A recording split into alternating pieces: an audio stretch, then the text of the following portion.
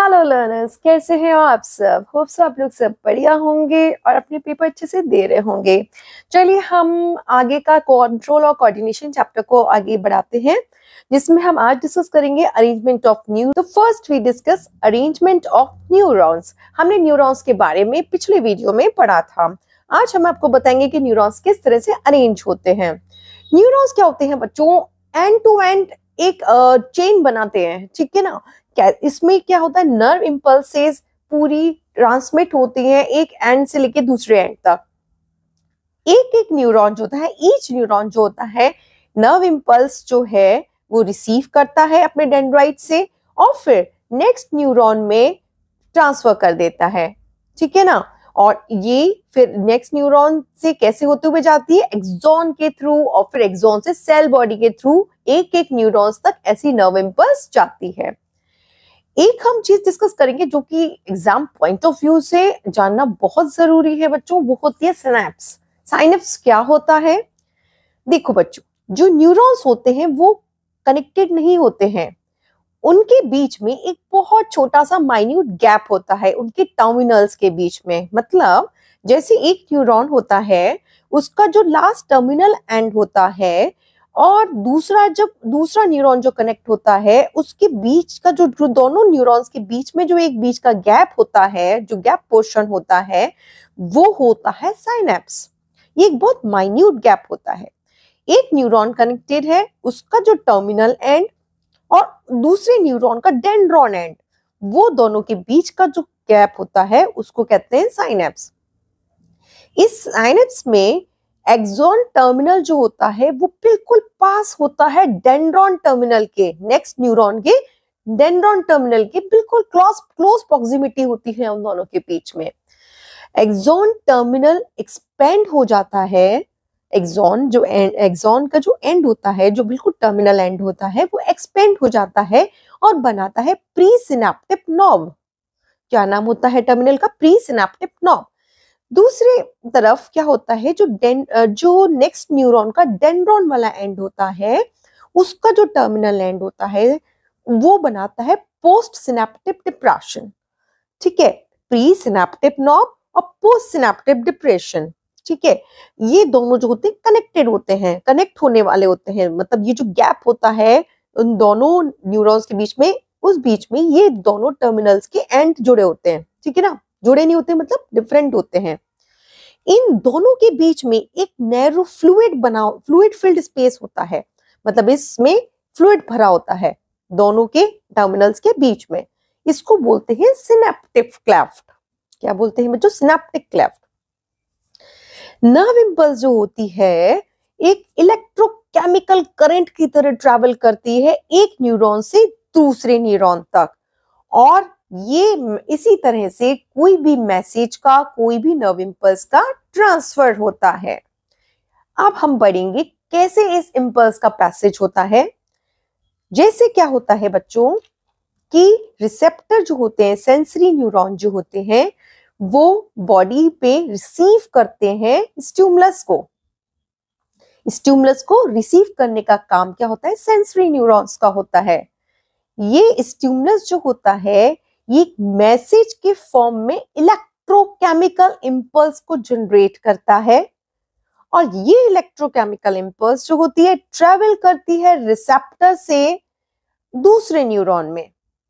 मतलब अगर मैं एक पाथवे बनाऊं तो होगा जैसे कोई स्टिमुलस हुआ, स्टिमुलस को रिसीव किया डेंड्राइट ने, डेंड्राइट से गया वो सेल बॉडी में, सेल बॉडी से गया एक्सॉन में, एक्सॉन से गया एक्सॉन टर्मिनल में, और टर्मिनल पे आके ही इस passage of impulse through synapse होता है। ये जो सिनेप्स बीच में थी, यही इस इंपल्स का पैसेज का काम करती है। जैसे ही nerve impulse presynaptic knob में पहुंचती है, सिनेप्टिक वेसल्स जो होती हैं, जो प्री सिनेप्टिक नॉब की जो वेसल्स होती हैं, जो मतलब उसकी जो बाउंड्री वॉल्स होती हैं, वो स्टिमुलेटेड हो जाती हैं और स्टिमुलेट होके एक केमिकल को रिलीज करती हैं। इस केमिकल का नाम होता है न्यूरोट्रांसमीटर, और ये न्यूरोट्रांसमीटर सिनेप्टिक क्लेफ्ट में आ जाता है जहां पे फ्लूइड फिल होता है। न्यूरोट्रांसमीटर मॉलिक्यूल्स जो होते हैं वो डिफ्यूज करते हैं, मतलब एक केमिकल न्यूरोट्रांसमीटर के फॉर्म में रिलीज हुआ, फिर ये डिफ्यूज हुआ उस गैप में जिसको हम सिनेप्स बोल रहे हैं, और ये कांटेक्ट में आता है कीमो रिसेप्टर साइट्स जो कि प्रेजेंट होती हैं पोस्ट सिनेप्टिक मेम्ब्रेन में। पोस्ट सिनेप्टिक मेम्ब्रेन बच्चों किसकी है? जो दूसरा वाला न्यूरॉन जो जिसके डेंड्राइट से हम इस वाले न्यूरॉन का अटैचमेंट हो रहा है, तो उसका जो पोस्ट सिनेप्टिक मेम्ब्रेन होता है उसमें कीमो रिसेप्टर साइट्स होती हैं, ठीक है ना, वो इस न्यूरोट्रांसमीटर मॉलिक्यूल्स को रिसीव करती हैं। इसी तरीके से नर्व इंपल्स एक माइन्यूट गैप के थ्रू, जिसको हम सिनेप्स करते हैं, दूसरे न्यूरॉन तक अपने मैसेज को लेके जाता है, ठीक है ना, या यूं कहें कि स्टिमुलेट करता है दूसरे न्यूरॉन के डेंड्रॉन्स को। नेक्स्ट क्या है बच्चों? सिनेप्स जो होती है, सिनेप्स एक्ट करती है एक वन वे वॉल्व की तरह, जैसे हम सर्कुलेटरी सिस्टम में करते थे कि एक वन वे वॉल्व की तरह कुछ वॉल्व एक्ट करते हैं, कुछ है ना मतलब यूं कह सकते हैं कि सिनेप्स जो होता है वो एक वन वे वॉल्व की तरह एक्ट करता है। न्यूरोट्रांसमीटर मैसेज को कैरी करता है सिनेप्स से और पास करता है दूसरे डेंड्रॉन, जो कि दूसरे न्यूरॉन में, जिसका डेंड्रॉन रिसीव करता है मैसेज को एक न्यूरॉन से दूसरे न्यूरॉन तक। डेंड्राइट्स जो न्यूरॉन के होते हैं वो फिर जब दूसरे न्यूरॉन पे पहुंच गया ये इंफॉर्मेशन, किससे? डेंड्राइट से। तो डेंड्राइट का काम क्या होता है? डेंड्राइट जो न्यूरॉन के होते हैं वो एक्वायर करते हैं उस इंफॉर्मेशन को, ये इंफॉर्मेशन ट्रेवल करती है नर्व इंपल्स की तरह, और फिर ये पूरी सेल बॉडी एक्सॉन से होती हुई फाइनली फिर से डेंड्रॉन तक पहुंचती है दूसरे न्यूरॉन को। इसका मीडिएटर कौन होता है? साइनेप्स। तो अगर बच्चों सिनेप्स के बारे में आपको शॉर्ट नोट आए तो आपको पूरा ये बताना पड़ेगा अलोंग विद द डायग्राम कि how a nerve impulse transfer from one neuron to another neuron, how the message transfers from one neuron to another neuron. अब बच्चों हम पढ़ेंगे कि क्या न्यूरॉन के भी टाइप्स होते हैं? हाँ जी, न्यूरॉन की भी टाइप्स होते हैं। There are 3 types of neurons. First is sensory, जिसको हम रिसेप्टर न्यूरॉन कहते हैं। दूसरा होता है मोटर या इफेक्टर न्यूरॉन, और तीसरा होता है रिलेइंग या कनेक्टर न्यूरॉन। सबसे पहले हम डिस्कस करते हैं सेंसरी न्यूरॉन। सेंसरी न्यूरॉन क्या होता है? ये सेंस ऑर्गन्स में स्टिमुलस को रिसीव करता है। किससे रिसीव करता है? अपनी डेंड्राइट से। डेंड्राइट से ये किसी भी इंफॉर्मेशन को सेंस ऑर्गन्स में जो प्रेजेंट होता है ये, है ना, तो इंफॉर्मेशन को स्टिमुलेट करता है, इंफॉर्मेशन को रिसीव करता है। ये सेंसरी ऑर्गन्स होते हैं, न्यूरॉन्स जो होते हैं, ये ट्रांसमिट करते हैं इंपल्स को सेंट्रल नर्वस सिस्टम की तरफ। सेंट्रल नर्वस सिस्टम में बच्चों क्या आता है? इसको सीएनएस भी बोलते हैं, और इसमें आता है हमारा ब्रेन और स्पाइनल कॉर्ड। नेक्स्ट मोटर या अफेक्टर न्यूरॉन, ये क्या होते हैं? इन न्यूरॉन्स की जो डेंड्राइट्स होते हैं सिनेप्स करते हैं सेंसरी न्यूरॉन्स के एक्सॉन से सेंट्रल नर्वस सिस्टम में, ठीक है ना।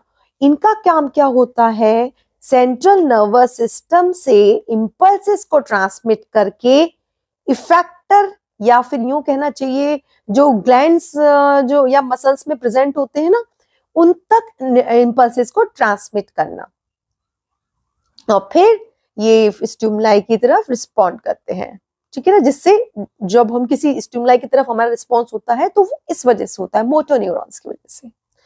रिलेइंग या कनेक्टर न्यूरॉन्स, ये रिलेइंग या कनेक्टर न्यूरॉन्स क्या होते हैं? नाम से बताओ बच्चों। कनेक्टर मतलब ये कनेक्ट करता है हमारा सेंसरी और मोटर न्यूरॉन को, इन दोनों के बीच में रिलेइंग न्यूरॉन्स होते हैं।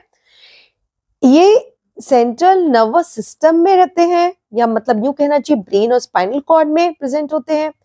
ये एक लिंक का काम करते हैं सेंसरी और मोटर न्यूरॉन के बीच में, और ट्रांसमिशन करते हैं, डिस्टेंट ट्रांसमिशन करते हैं नर्व इंपल्सेस का। डिस्टेंस माने लॉन्ग डिस्टेंसेस तक, हर बॉडी पार्ट तक इंपल्सेस को लेके जाने का काम इनका होता है। रिसेप्टर क्या होता है बच्चों? रिसेप्टर जो रिसीव करता है, रिसेप्टर जो रिसीव करता है। रिसेप्टर एक नर्व सेल होता है, या यूं कह लो कि ग्रुप ऑफ नर्व सेल्स होता है जो कि बहुत सेंसिटिव होता है किसी भी स्पेसिफिक स्टिमुलस के लिए, या फिर एनवायरनमेंट में कुछ भी चेंज हुआ तो हमारी बॉडी पार्ट्स जो भी स्टिमुलेट हो जाते हैं, तो ये रिसेप्टर के द्वारा ही होते हैं। रिसेप्टर्स बहुत ज्यादा सेंसिटिव होता है। भी हायर कॉर्डेट एनिमल्स हैं, वर्टिब्रेट्स हैं, वो एक एक्सटर्नल स्टिमुलाई स्पेशलाइज्ड न्यूरॉन से रिसीव करते हैं, ठीक है ना। हायर कॉर्डेट एनिमल्स की अगर मैं बात करूं, जिसमें हम लोग भी आते हैं, हम लोग क्या करते हैं कि हम लोग एक्सटर्नल स्टिमुलाई, कोई भी वातावरण में, एनवायरनमेंट में कुछ भी चेंज हुआ तो हमारी जो ये सेंसरी न्यूरॉन्स होते हैं, ये स्पेशलाइज्ड सेंसरी न्यूरॉन्स होते हैं, ये सेंसिटिव हो जाते हैं, ये मतलब बिल्कुल जग जाते हैं। ये सिंपल भी होते हैं स्ट्रक्चर में, कुछ कॉम्प्लेक्स भी सेंस ऑर्गन्स होते हैं। मतलब हमारी बॉडी में हमारे जो सेंस ऑर्गन्स होते हैं उनमें प्रेजेंट होते हैं सेंसरी न्यूरॉन्स, है ना, सेंसरी रिसेप्टर्स। और सेंस ऑर्गन्स होते हैं, 5 सेंसेस होते हैं ना हमारे, तो 5 सेंस ऑर्गन्स होते हैं। अब इन 5 सेंस ऑर्गन्स अलग अलग तरह का, जैसे हमारे ईयर्स हैं, आईज है, हमारी टेस्ट बड्स हैं, टंग है, नोज है, ये जो 5 हमारे सेंस रिसेप्टर्स होते हैं, जो सेंसरी ऑर्गन्स होते हैं, इनमें सेंसरी रिसेप्टर्स प्रेजेंट होते हैं एनवायरनमेंट में मौजूद। आप चाहे किसी चीज का टेस्ट ले रहे हो, या किसी चीज को सुन रहे हो, या सूंघ रहे हो, स्मेल कर रहे हो, या आप देख रहे हो, आपकी बॉडी उस एनवायरनमेंट के चेंज के लिए क्या होता है, स्टिमुलेट होती है। ये जो बाहर के एक्सटर्नल फैक्टर्स होते हैं आपके इन सेंस ऑर्गन्स को स्टिमुलेट करते हैं, और जब स्टिमुलेट होता है तब हमारे ब्रेन तक सिग्नल जाता है कि हाँ, जैसे एक एग्जांपल लेती हूँ बच्चों, कि अगर हम कुछ खा रहे हैं, ठीक है, तो फर्स्ट जब हम एक बाइट लेने को होते हैं, तब हमारा मुंह का जो टंग होती है वो एक टेस्ट रिसेप्टर्स हमारे क्या बताते हैं कि ये खाना कैसा है, खराब है, गंदा है या फ्रेश है, ये हमारे टेस्ट रिसेप्टर्स कर लेते हैं। जब हमारे टेस्ट रिसेप्टर्स को ये पता चल जाए कि नहीं, ये कुछ इसमें मतलब इसमें ना कुछ टेस्ट में ये खराब लग रहा है, अच्छा नहीं लग रहा है, तो क्या होगा, आप उसको स्पिट ऑफ कर दोगे। क्यों स्पिट करोगे? क्योंकि आपका जो सिग्नल गया आपके माउथ से ये ब्रेन तक गया, इस ब्रेन में सिग्नल गया कि नहीं, जो ये खा रहे हो ये अच्छा नहीं है, और वापस इस इम्पल्सिस से आपके मुंह ने क्या किया, उस खाने को स्पिट कर दिया। तो ये जो होती है, ये एक इलेक्ट्रिकल इम्पल्स की तरह होती है, मतलब एक बहुत ही स्पीडी एक्शन होता है, जो मतलब हम लोग को पता भी नहीं चलता कि ये वाकई में इतने सिग्नल्स यहाँ से यहाँ तक गए होंगे, लेकिन ये होता है। ऐसे ही जब तुम किसी चीज को स्मेल कर रहे होते हो, तो कोई रोटन, या फिर तुम कहीं से निकल रहे हो तो कोई रोटन सी स्मेल आती है, कुछ गंदी सी, तो हमारा इमीडिएट एक्शन क्या होता है, आप अपनी जल्दी से अपने नोज पे अपना हाथ रख लेते हो, नहीं, this smell you can't bear it off, isn't it. तो ये जो क्विक एक्शन हुआ कि आपने स्मेल को नहीं आने दिया अपने अंदर, तो ये भी आपके रिसेप्टर्स का काम है। तो ये रिसेप्टर्स प्रेजेंट होते हैं हमारे सेंसरी ऑर्गन्स में। ये इनका मोड ऑफ वर्किंग क्या होता है बच्चों, जब ये रिसेप्टर्स होते हैं ये कलेक्ट इंफॉर्मेशन करते हैं। पहले रिसेप्टर्स का क्या काम हुआ, जैसे ही कोई एनवायरनमेंट में चेंज हुआ, उस चेंज की इंफॉर्मेशन कलेक्ट करते हैं कि क्या चेंज हुआ, कैसा चेंज हुआ, इज इट फेवरेबल और इट इज अनफेवरेबल, है ना। ये जो चेंज की इंफॉर्मेशन है ये कलेक्ट करना। फिर क्या होता है, एक है ना इलेक्ट्रिकल इम्पल्स के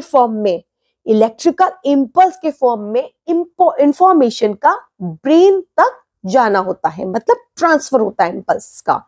कैसे होता है, बिल्कुल एक इलेक्ट्रिकल इम्पल्सेस के फॉर्म में ब्रेन या स्पाइनल कॉर्ड तक जाता है।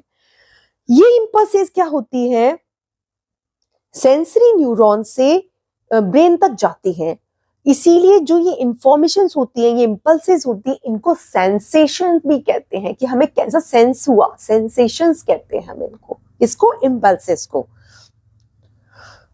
ब्रेन में ये सेंसेशन एनालाइज होती है, इंटरप्रेट होती है, और फिर इनका एक परसेप्शन बनाया जाता है। सोचो कितना काम हो जाता है इतने से टाइम में। एनालाइज होता है, इंटरप्रेट होता है, और फिर परसेप्शन बनता है कि हाँ ये चीज ठीक है कि नहीं है, हमें इसे खाना चाहिए कि नहीं खाना चाहिए, हमें इस स्मेल को लेना चाहिए कि नहीं लेना चाहिए। तो ये जो होता है ये ब्रेन सिग्नल भेजता है। कुछ रिएक्शंस जो होते हैं सिर्फ स्पाइनल कॉर्ड में ही होते हैं, स्पाइनल कॉर्ड से भी होते हैं, जिसमें ब्रेन का इन्वॉल्वमेंट नहीं होता।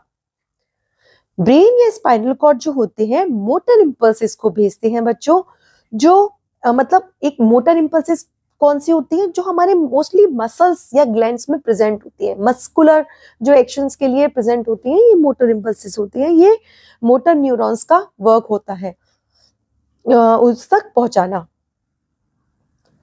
इफेक्टर कैसे प्रोड्यूस, इफेक्टर फिर क्या होता है, लास्ट में जो इफेक्टर न्यूरॉन्स होते हैं वो सूटेबल रिस्पॉन्स पहुंचाते हैं कि ठीक है, अब ये हमने स्मेल लिया, ये नहीं हम फेवरेबल है, इसको नहीं लेना है, हम वहां से हट जाते हैं या हम अपने आप को कवर कर लेते हैं, isn't it? तो ये रिस्पॉन्स पहुंचाना क्या है, इफेक्टर न्यूरॉन्स का वर्क होता है, इफेक्टर रिसेप्टर्स का वर्क होता है। अब मैं आपको कुछ स्टिमुलस बताऊंगी बच्चों, और उन रिसेप्टर्स का नाम बताऊंगी, जो रिसेप्टर्स प्रेजेंट होते हैं, जो हमें बताते हैं कि हमें कैसा एक्शन करना चाहिए, और ये कहाँ प्रेजेंट होते हैं, इनकी लोकेशन, ठीक है ना। जैसे फर्स्ट स्टिमुलस है हीट। हीट के जो रिसेप्टर्स होते हैं हमारी बॉडी में, वो होते हैं थर्मो रिसेप्टर्स। ये प्रेजेंट होते हैं स्किन में, है ना। कुछ भी हीट वाला कुछ भी आप टच कर लोगे तो एकदम से आपका हैंड क्या होगा, जैसे अपने हैंड से टच किया तो आपका हैंड एकदम से आप वापस ले लोगे, isn't it?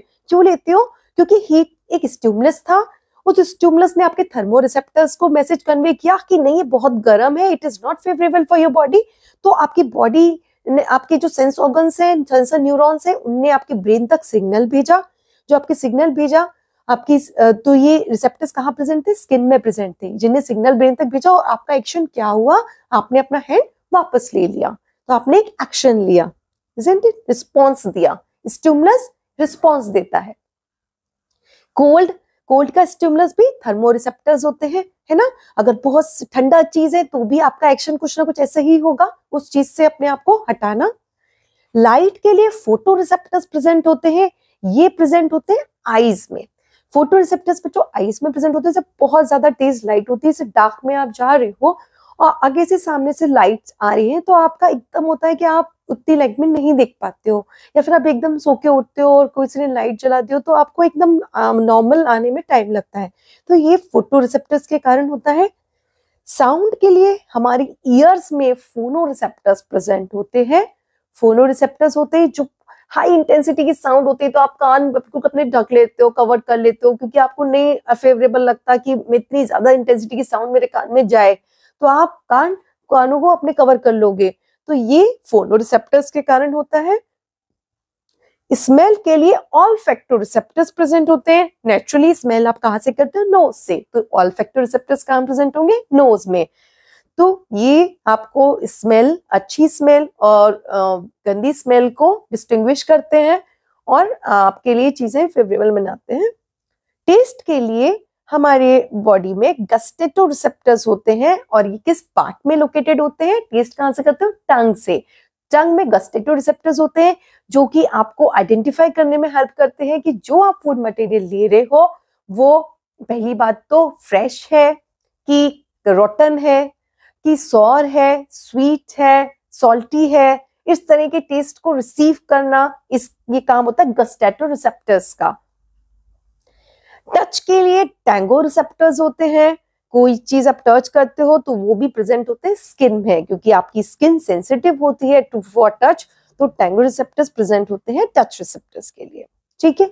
तो ये बच्चों हमने डिस्कस किया, ये थोड़ा हमने एक्सटेंड की कैसे नर्व इम्पल्सेस ट्रेवल करती हैं, कितने तरह के न्यूरॉन्स होते हैं, थोड़ा बहुत की कैसे बेसिक इंफॉर्मेशन, कैसे इम्पल्सेस का मूवमेंट होता है from one neuron to another neuron, ये एक छोटा सा टॉपिक था।